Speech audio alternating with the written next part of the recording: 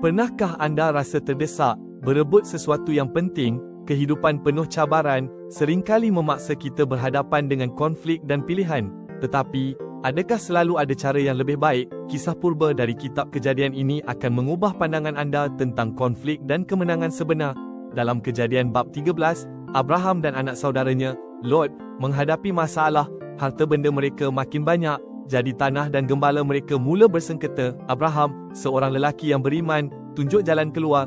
Dia kata, kita adalah tulang dan daging, janganlah kita bersengketa. Ini dari Kejadian 13 ayat 8. Dia beri Lot pilihan pertama untuk pilih tanah mana dia nak. Walaupun Abraham beri Lot pilih dulu, Tuhan tidak lupakan dia. Selepas Lot pergi, Tuhan janji kepada Abraham tanah yang lebih luas dan keturunan yang ramai. Ini eja kita, mengalah bukan tanda kalah. Ia adalah bukti kepercayaan kita pada janji Tuhan, bahawa berkatnya lebih besar dari apa yang kita nampak. Pilihlah kasih, dan berkat akan datang melimpah ruah.